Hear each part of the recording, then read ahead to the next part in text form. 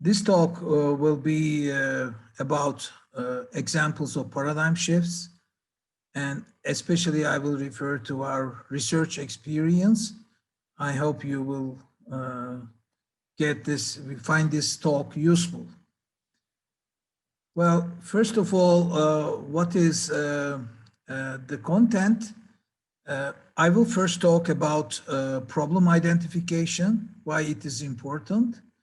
And I will talk about 4 cases: object-oriented programming and behind, and till smart cities and behind. This will be the last case. So what is problem identification? Problem identification is very essential. Most of the time, we researchers, we propose solutions. Not always the problems are clear, and we may suggest all kinds of solutions, but if you cannot really address the essential problem, most of the time we cannot accomplish or achieve the effectiveness and efficiency of our solutions. So identification of the core problems are very important.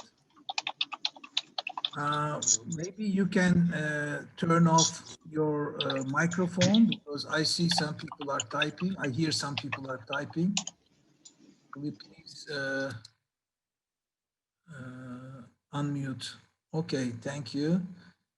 So when we talk about the core problems, there are 3 items here in this slide.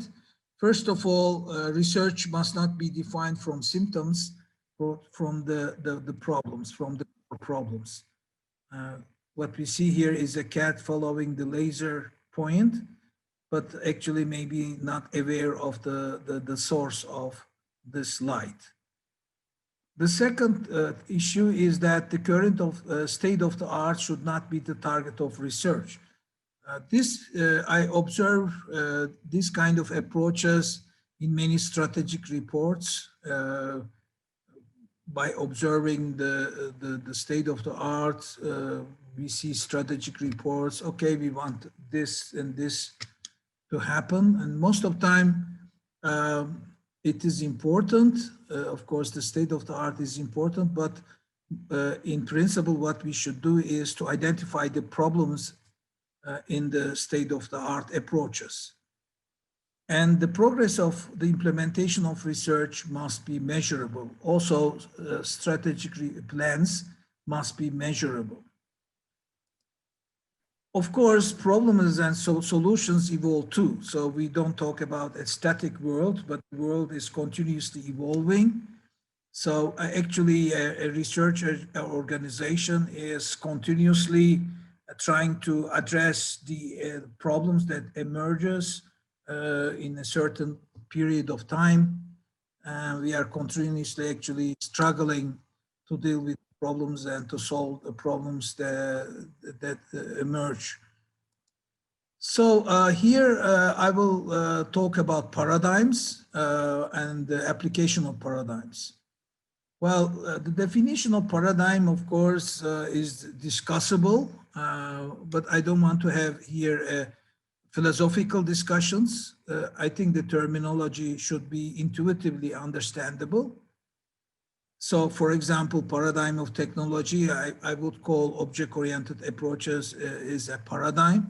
Before object orientation, we had the structural methods or procedural languages and functional languages and so forth.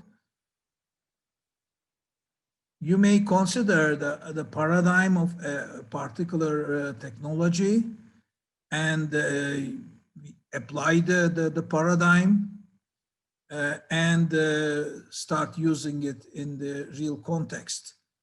Well, if you identify the problems related to the paradigm of technology, and if you do research to overcome these problems, I would call them research for paradigm shift. If, however, you apply the paradigm, and there are, of course, all kinds of issues, you do projects, for example. For example, you look how object-oriented paradigm works in practice. you define requirements and you do projects and you identify problems. And most of the time, this is what I would call research as usual. If you deal with the practical application and, for example, look at user expectations and the performance and so forth, then probably you are dealing with engineering issues. Of course, problems that you identify in the application of the paradigm may help you also, of course, to identify research topics, and even it may help you to identify the problems that are related to the paradigm itself. So I would call this research methodology research for paradigm shift, research as usual business. And if you focus on the practical issues, engineering. Of course, many times research is a mixture of these three. Well, if we want to talk about the research methodology, one particular publication in 1993, actually, I find it very interesting, and actually it inspired us a lot because more or less we had adopted similar approaches as presented in this publication, which suggests industry as laboratory approach. And of course, there are different versions of this approach after many people publish similar things. What is industry as laboratory approach? You are at university or as research organization. What you do is that you don't just accept what you read, but you carry out your own field study, own pilot projects, and you try to actually identify what the real problems are. You evaluate the pilot projects, you identify the problems, and you define your research topics based on the problems that you observe in practice. And this may, of course, iterate in some way. So you may have research results, you may carry out new pilot projects, and then you actually see how your research work is working in practice. When we look at object-oriented programming and beyond, of course, my generation, we were actually, of course, knew Simula 67 mainly as a simulation language. And there was Smalltalk 80. Of course, there were also other languages like Objective-C, and then we had C++ in a later stage. And then, of course, abstract data types were known, and inheritance was introduced as a mechanism to compose actually language elements. And it was said that this is a great approach because objects represent the objects of the real world. So for example, if you want to model a cup of coffee, you define an object and then operations. So it was said that, okay, objects are great because they represent the objects in the real world, but also they explicitly define committed interface. Interface, of course, can be extended through inheritance, but in principle, you try to fix interfaces. Implementation and interfaces are separated. Although most languages don't enforce it very strictly, like, for example, Ada and Module 2 had a better separation of interfaces and implementation. We have the mechanism of inheritance to structure knowledge. And of course, there were many publications how great this is.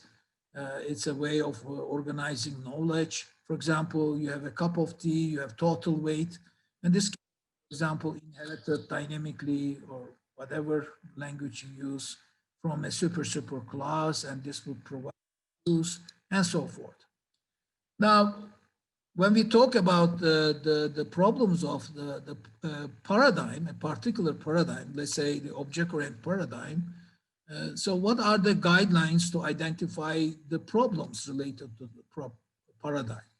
First of all, if the features of a particular paradigm also are the problems themselves. So when features are identified as problems, then we have to pay attention here.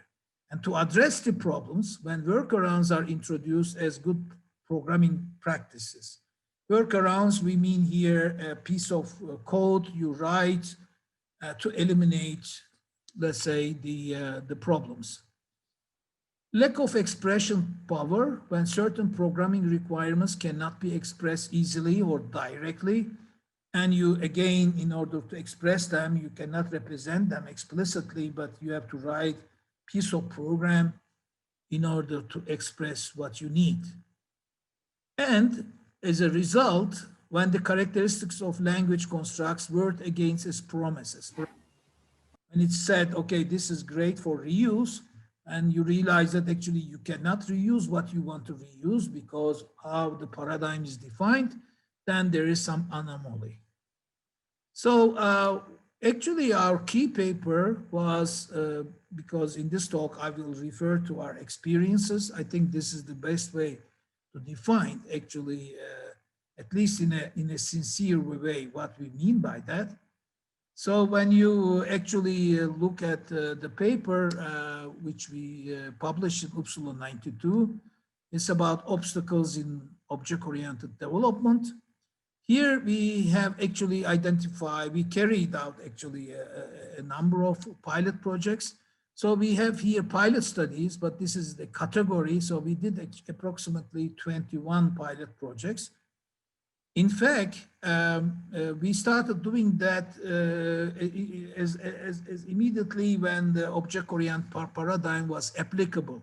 That means there were languages and there were design methods, let's say in 1988. We carried out till 1991 a number of pilot projects, and we tried to identify the problems we observed, and we tried to conceptualize these problems, because you have to actually define the problems in a very clear way in order to really understand what the problems are. So I think this was a very key publication, because most of these problems were published for the first time. So we had a follow-up publication about the object-oriented paradigm, what we call obstacles when composing distributed systems from components.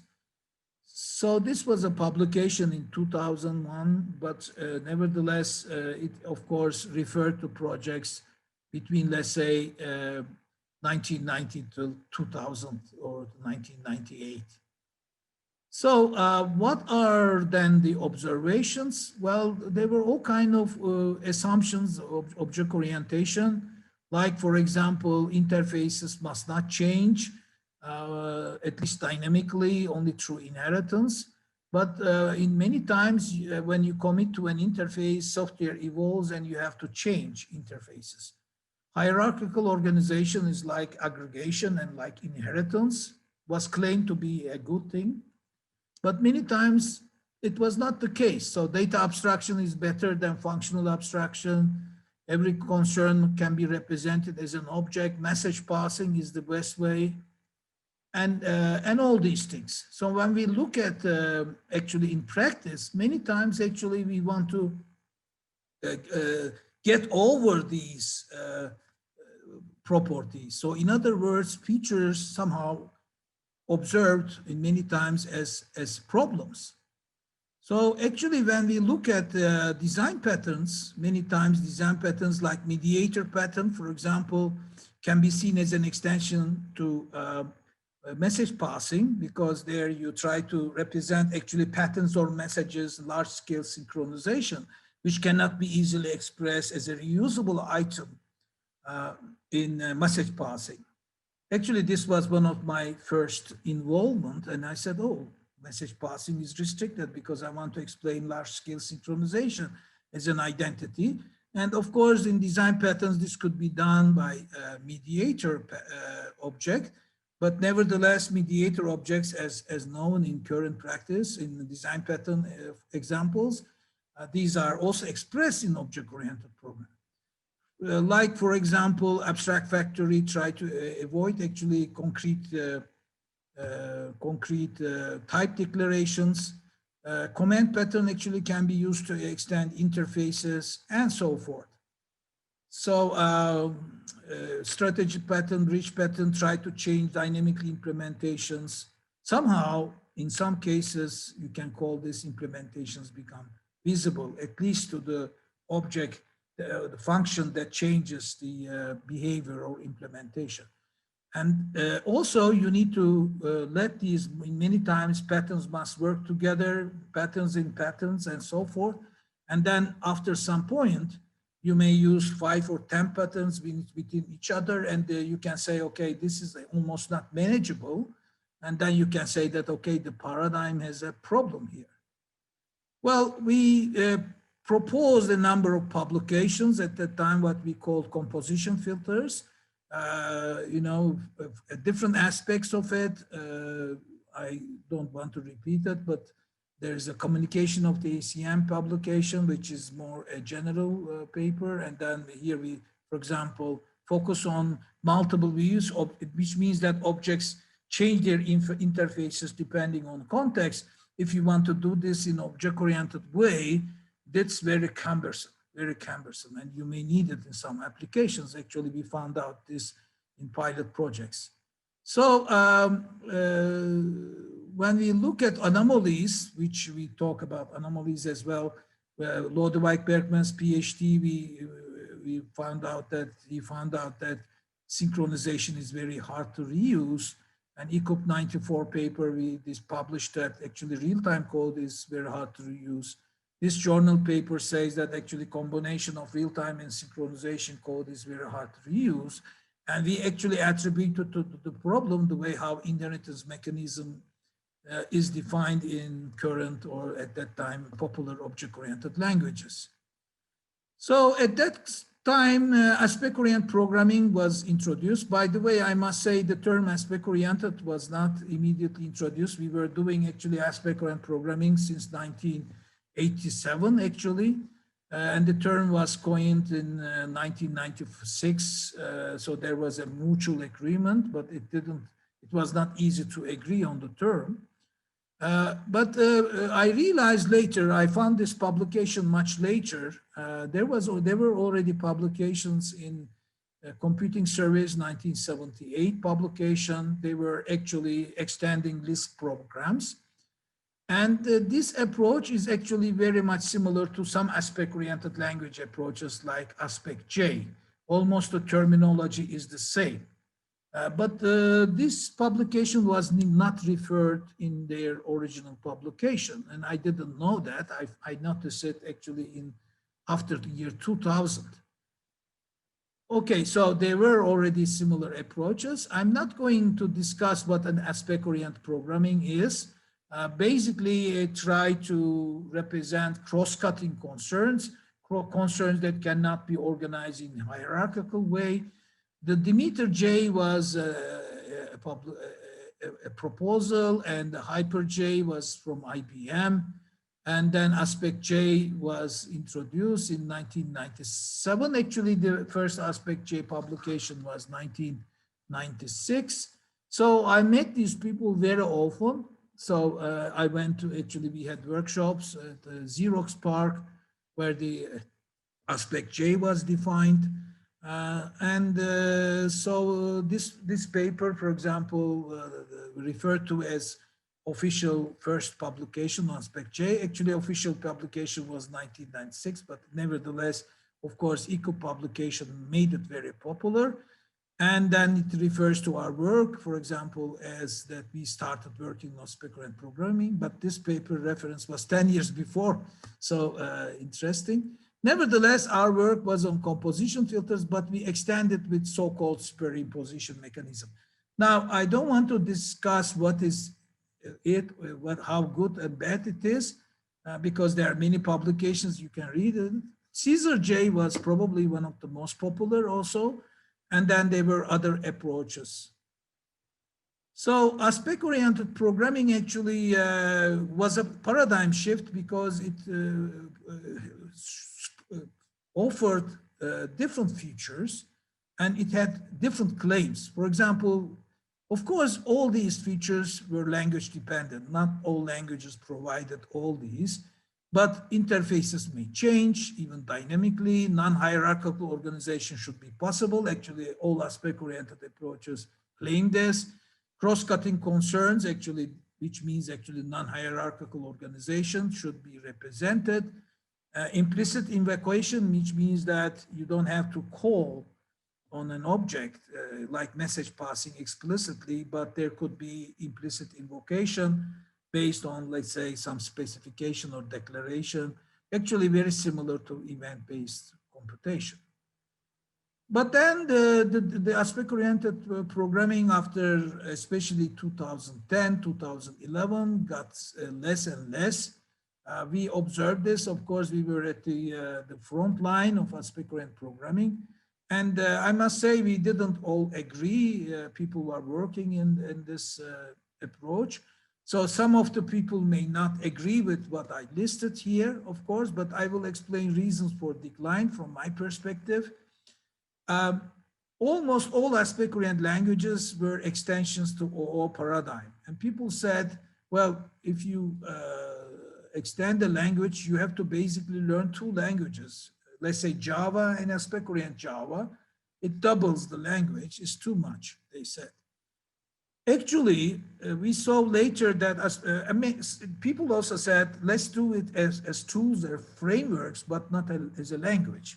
So you could, of course, build tools, so you may not claim it as a language, but of course, in language environment, you can do a lot of things in an aspect-oriented way.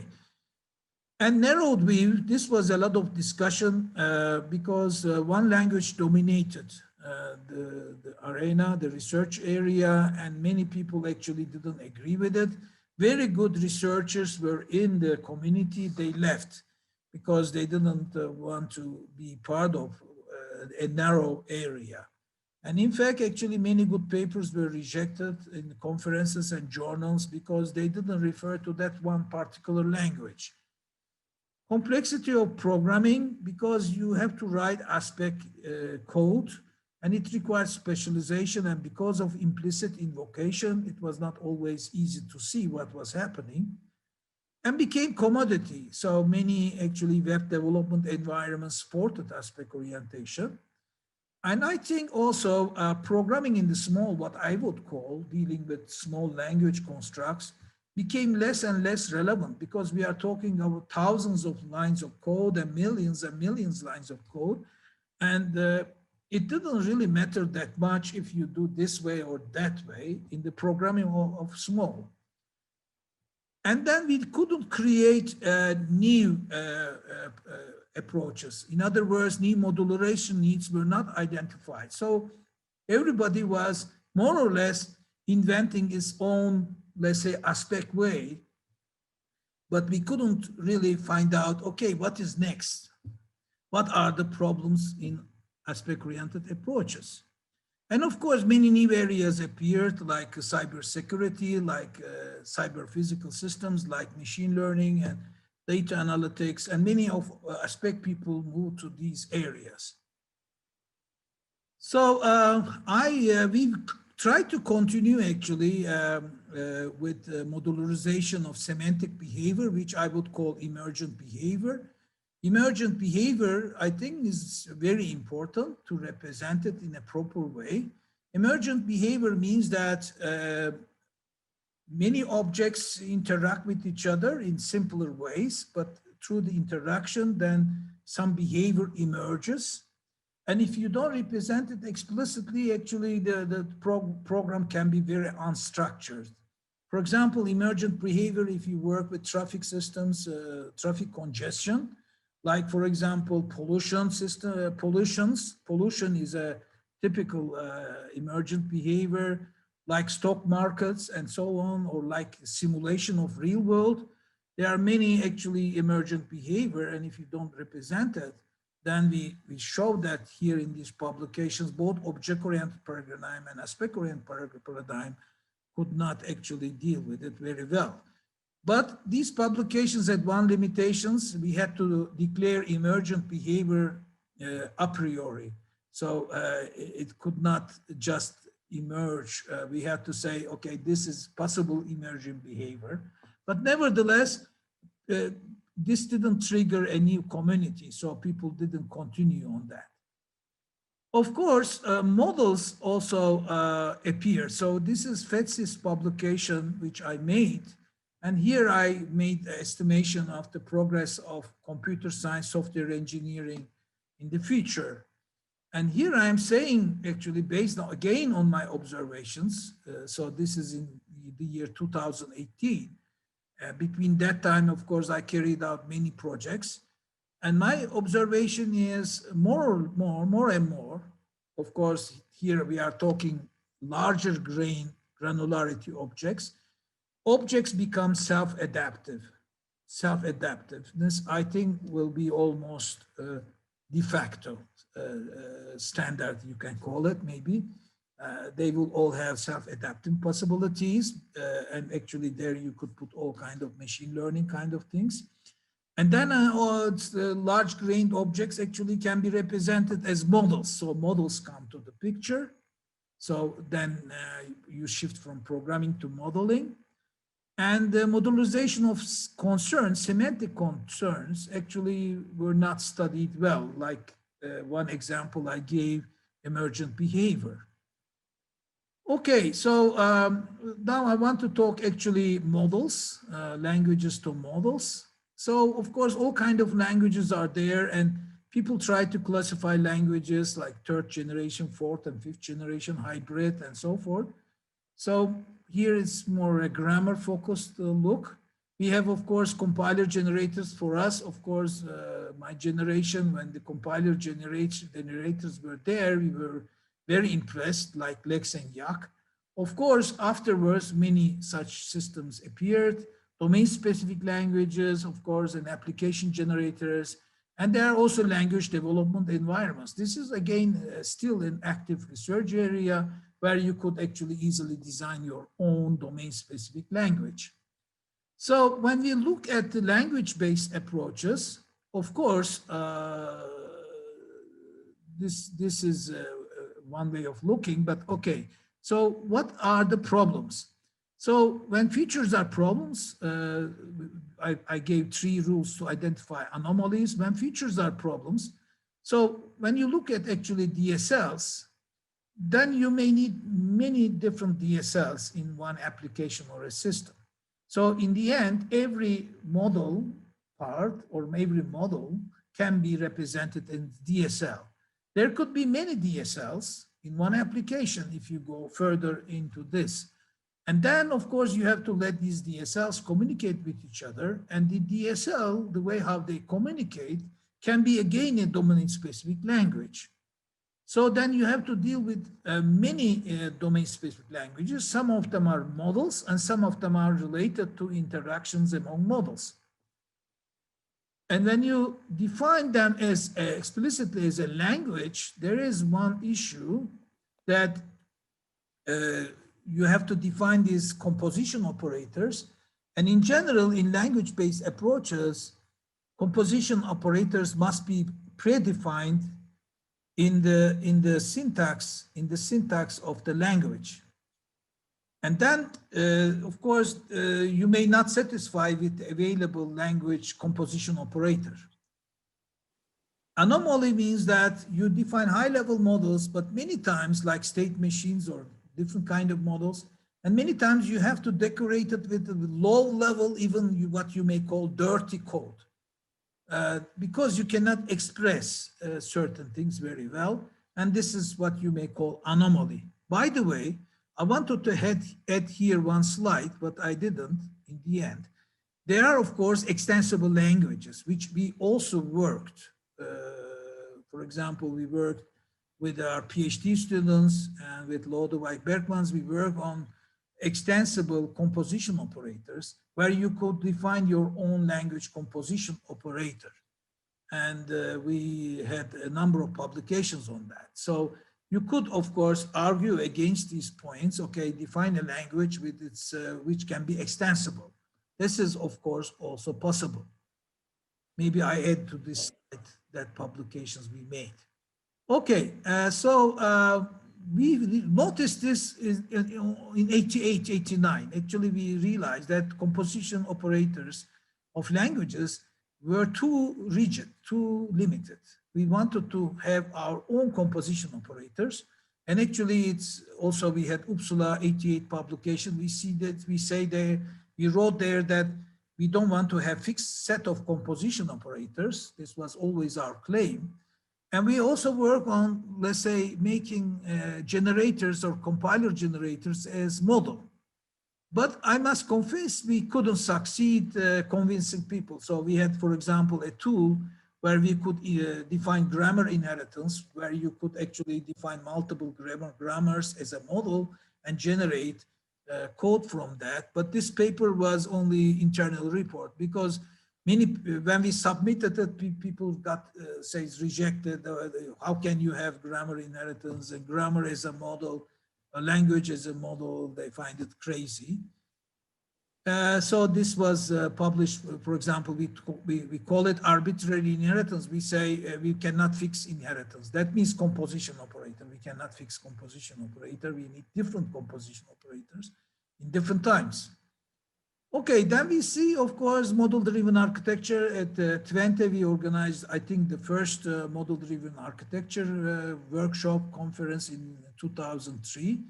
And then this evolved into model-driven engineering. Basically, from 2004, 3, 4, 5, it started to be structured around this approach, where you have models, and models are organized, for example, here, meta model, which is equivalent to a grammar in a language approach, and meta model. And then we have transformations. And what we see here, and the target models, let's say, what we see here is that I think the paradigm shift here was considering transformation as a model. In the literature, there are two kinds of actually approaches, compositional approaches to actually integrate language elements. Both language engineering and especially language engineering puts this forward, which means in language engineering is explicit language construct for composition operator. Many times, most of the time, this is fixed. Although, as I said, there are extensible language approaches.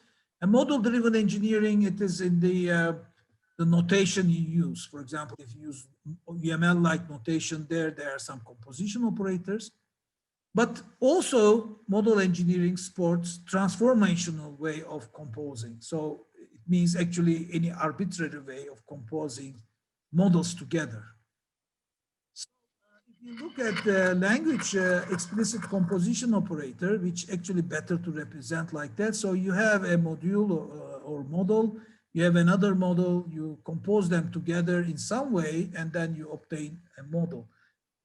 New model. So most of the time, this is in the syntax of the language, so it is fixed.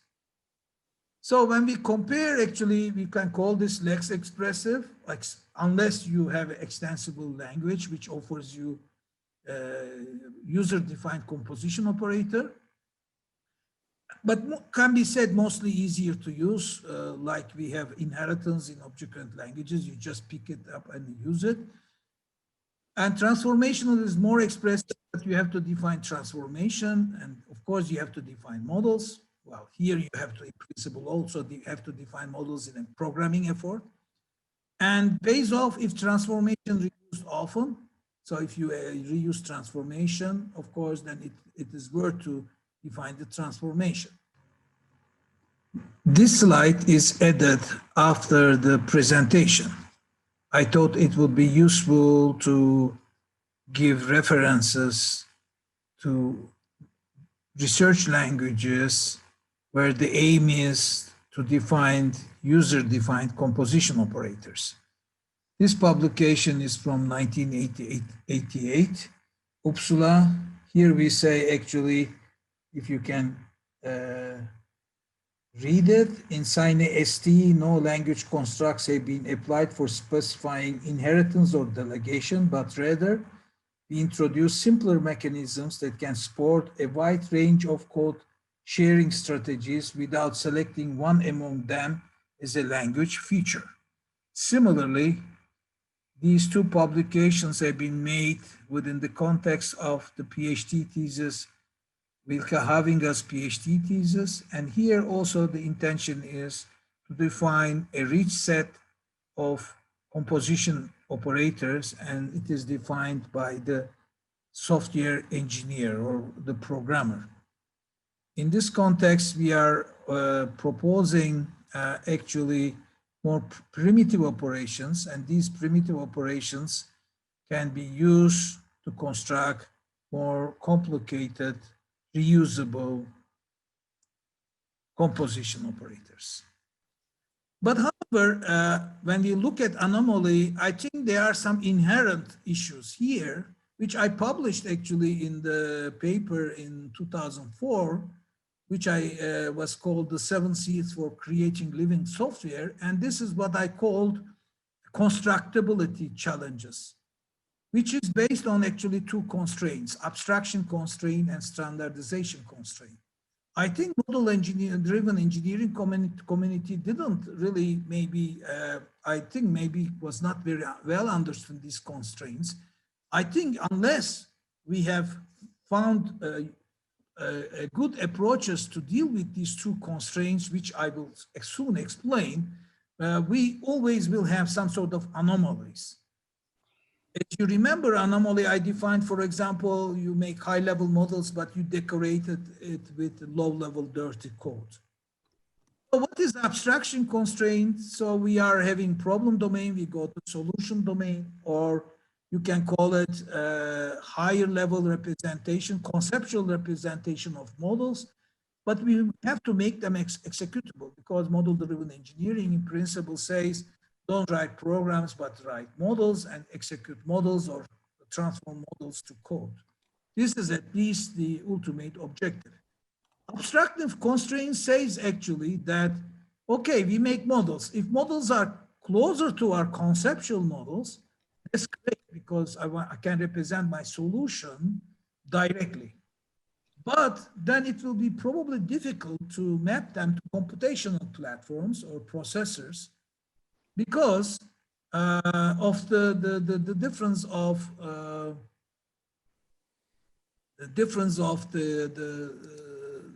levels. So the more abstract they are, the gap to processing is actually processing architectures or virtual machines will be, the gap will be more.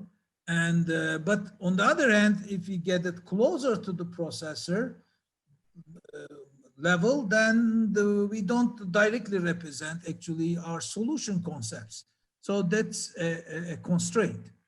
Another is a standardization constraint, which means actually we want to standardize the computation platforms as much as possible for reuse, because we cannot define a virtual machine or a processor for each conceptual model. But then, of course, ideally, what we want is that we want to reduce the gap between conceptual models and the processor model. So we want to, this in the end may mean to define new processor models for every conceptual model. So this creates us actually such a space. So standardization constraint means that we can have general purpose computing platforms or very dedicated computing platforms. This is, of course, this lowers the gap, but on the other hand, it is not economical to define it for every model. On the other hand, if you are here, then you are probably, the gap is larger. So don't think that this is a uniform thing. So here in principle, gap is most of them larger, here will be smaller. So this is not a identical representation of the design space. So probably design space will be curved. So this is where we want to be, but of course, to have solution, But then the general purpose is the gap will be higher. Here, gap will be lower. So we are dealing with actually this design space, constraint space. So here we have general purpose processor architectures. Here, maybe these are, for example, our conceptual models, whatever they may be. And here we have a very dedicated, let's say, processor structure. But this is most of the time, of course, in many systems, we use this kind of representations of computation. So if we cannot manage this trade-off in some way, then we will always have anomalies. That means high-level models will be corrupted with dirty code, let's say. But we have to understand and work on this, but I see nobody talking about this, these constraints. So I think this is not well understood. So what are the perspectives of model-driven engineering? Model-driven engineering have actually some perspective because companies are specialized more and more. So you see that actually product lines are becoming more and more important. Every large company has its own product lines. That means this is a positive development for model-driven engineering because it is worthwhile for companies to develop models. Actually, we had some workshops in the Netherlands with companies, and they actually 20% of companies said, we don't now want programmers, we want modelers. And that means this shows actually that trend because all these companies actually became specialized because software is everywhere. And it's an active research area. There is actually a conference starting this Friday and will continue also next week. So models are tedious to define. So maybe we can use AI, machine learning, and we have to combine model-driven and data-driven engineering together. This is still an open issue, but I must say the data-driven engineering is only helpful if you have a lot of useful data. Model-driven engineering, in order to drive data, most of the time we need software engineering data from projects. Our experience, which we did with companies, is that software engineering repositories are not most of the time reliable. And it's very hard to find out design data or design experiences and design data from software engineering repositories. So it's easier to collect data from traffic and so forth. But when you look at project data, it's problematic most of the time. Constructability trade-off, which I've just explained, I think we have to work on more on this. This is the cause of anomalies because we cannot manage it.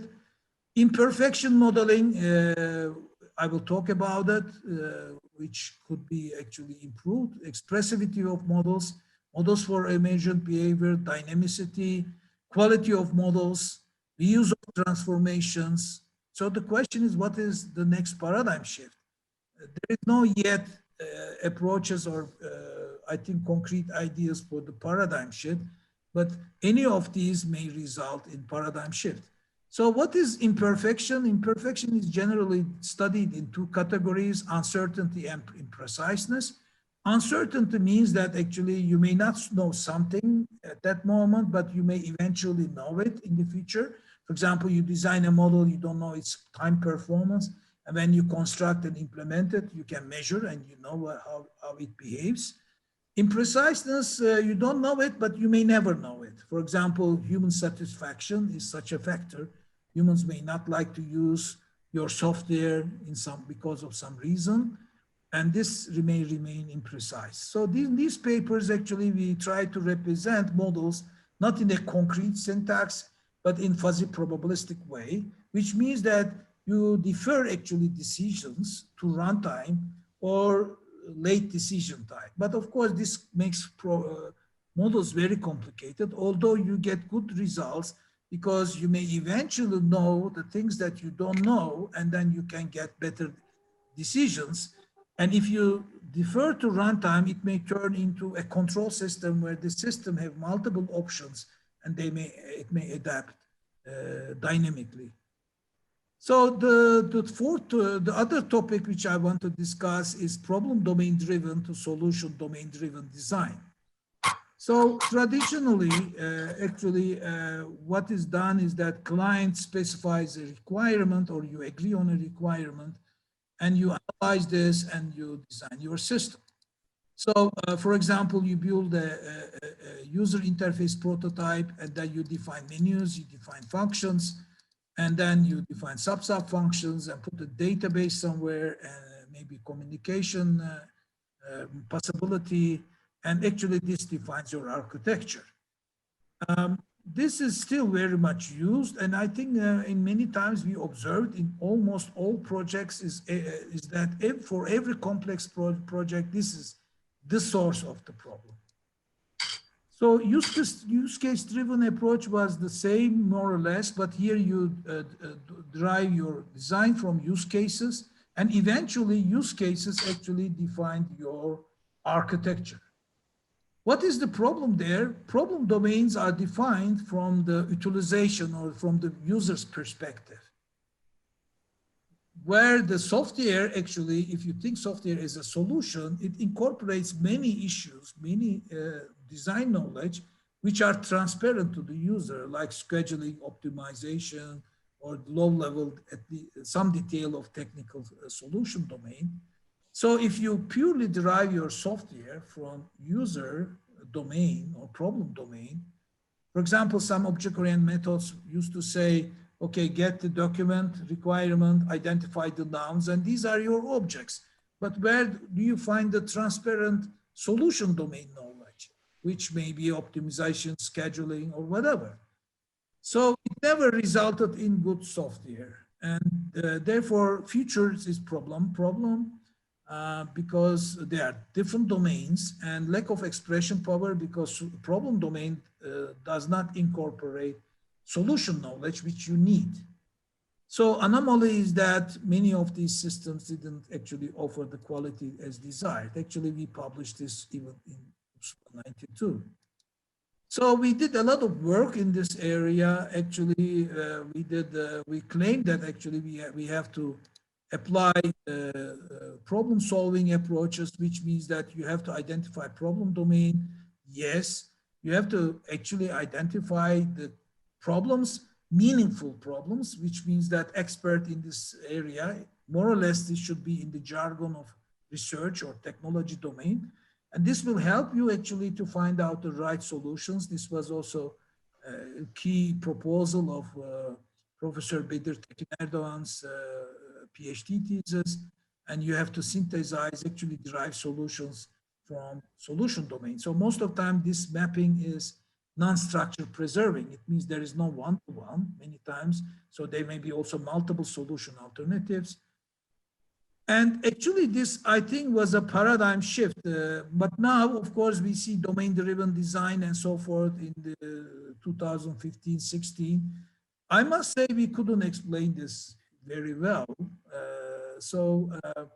The current methods like use case driven was dominating till 2015, 2000, actually maybe still now. So unless you go to the solution domain,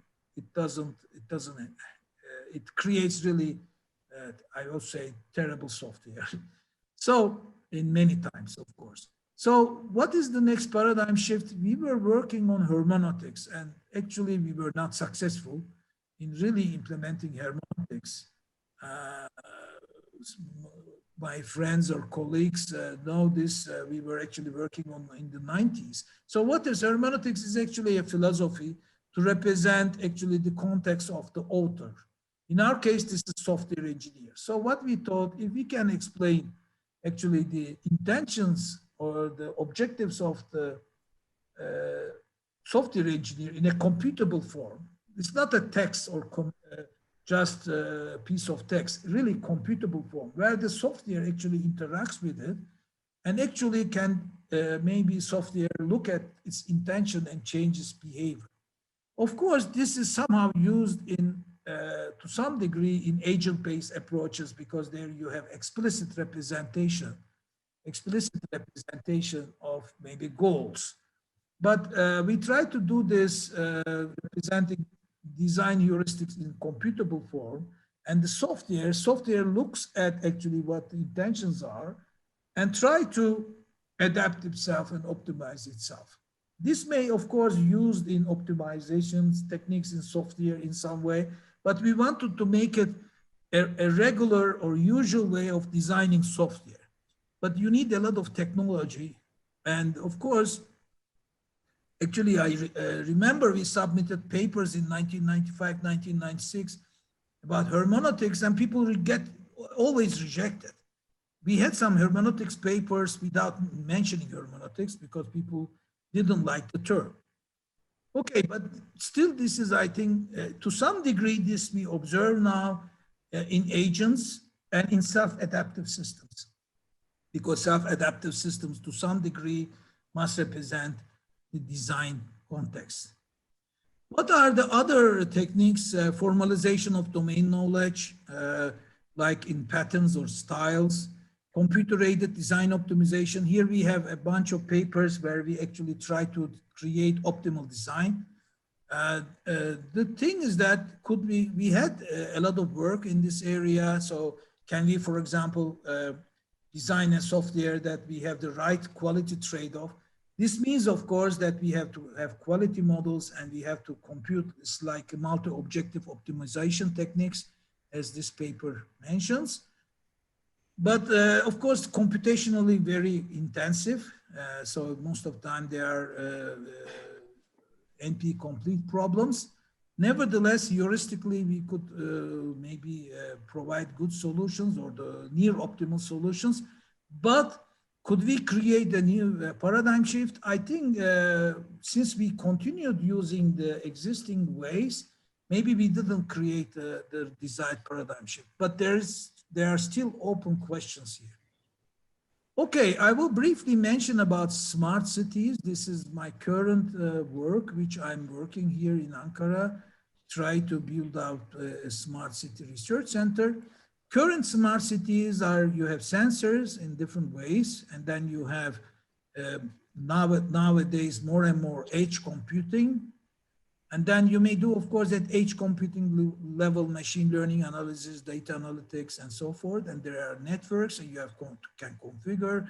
Many times you have clouds, and you may do, of course, some computation in clouds, and you can have applications as well. Well, what I did was actually did field study. Before coming to Ankara, I interviewed about 17 companies.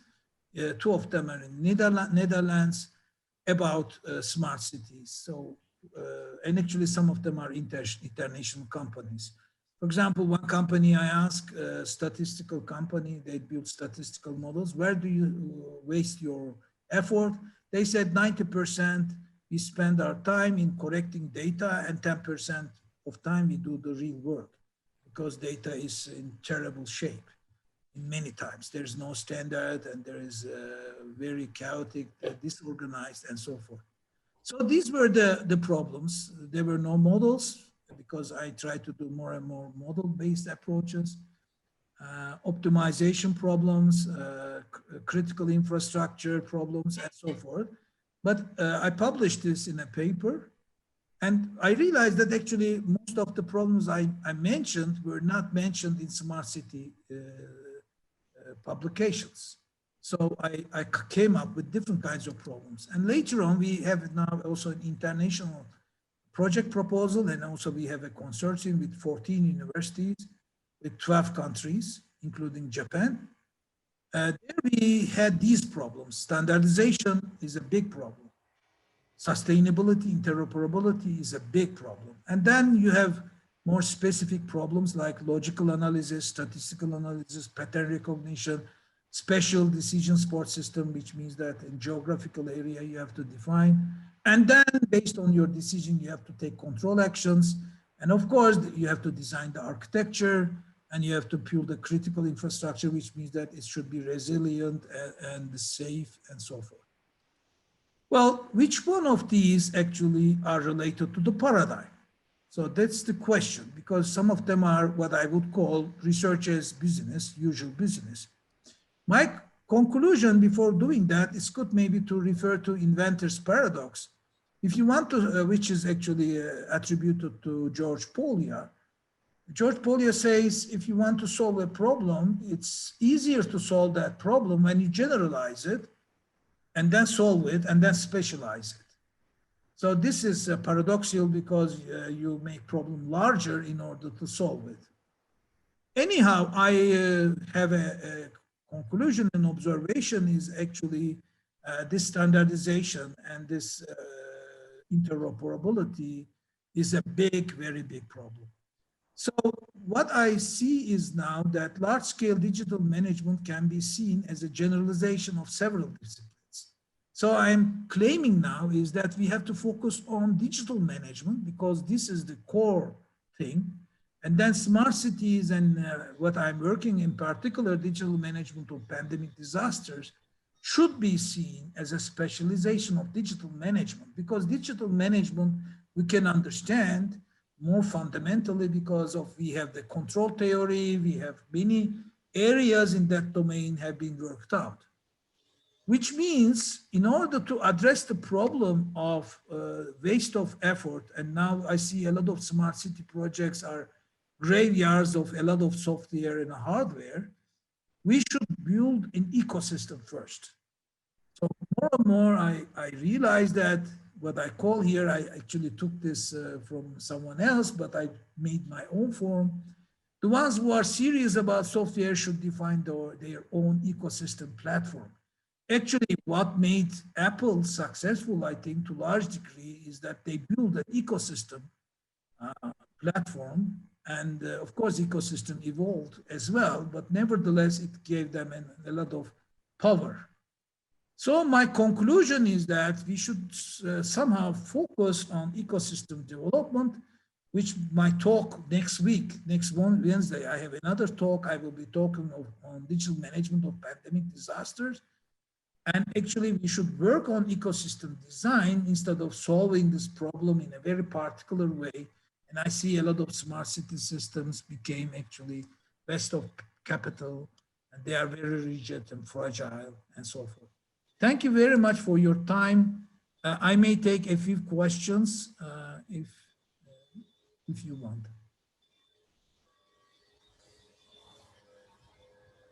I will make these slides available, and this video I will put on the